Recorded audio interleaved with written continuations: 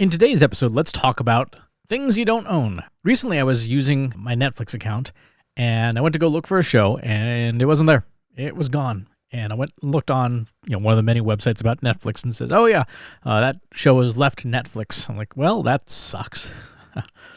And then I went over to my iPad. I was looking for the iPad edition of Sid Meier's Pirates, which, if you didn't play it back in the late 80s, early 90s, was a fantastic video game where you were a pirate sailing the Spanish Main.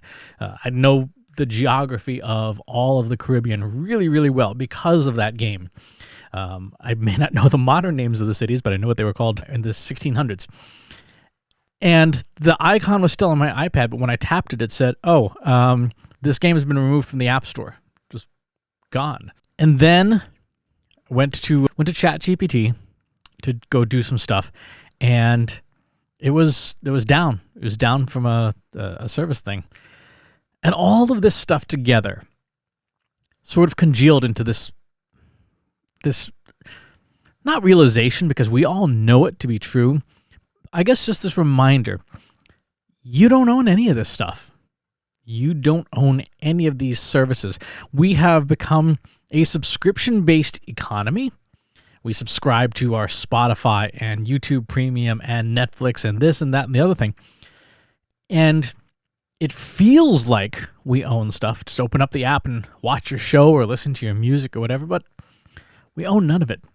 Compare that to binders and binders. Those folks who are under the age of 30, us old folks would have these binders and binders of CDs and of music and stuff that, yeah, it's kind of cumbersome. It's kind of a pain. It weighs a lot. It collects dust. They can get scratched, but you own them.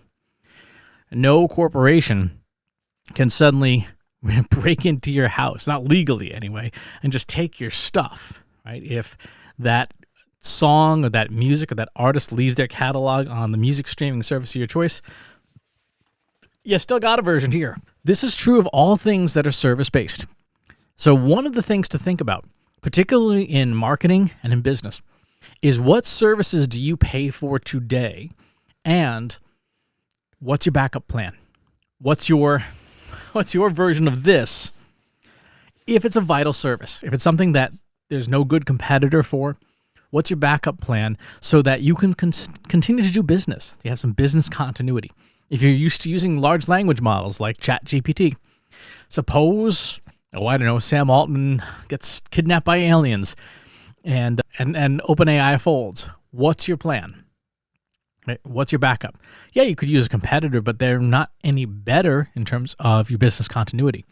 Using a local model, maybe something like Mixtral on your laptop, that would be better, because no matter what happens to the industry, etc., that open source, open weights model is something you run locally that you have.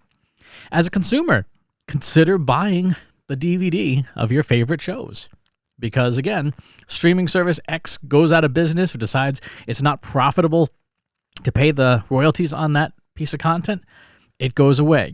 When it's in your hard drive or in your physical disc collection, now you have a backup. Now you have the ability to enjoy that content whenever you like. And if you decide, hey, I'm tired of paying $9 or $15 or $25 a month for this service or that service, you still have your stuff, right? Once you stop paying Spotify or Netflix or Hulu or whatever, you don't have access to their content anymore. It's like you never owned it.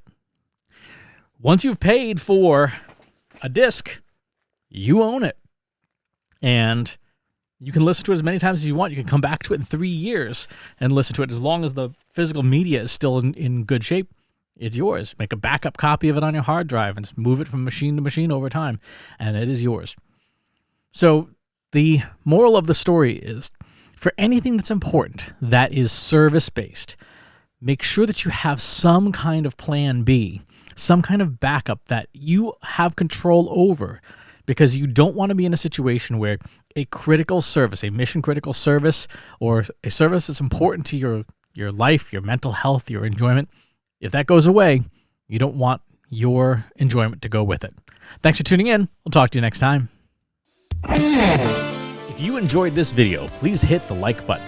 Subscribe to my channel if you haven't already. And if you want to know when new videos are available, hit the bell button to be notified as soon as new content is live.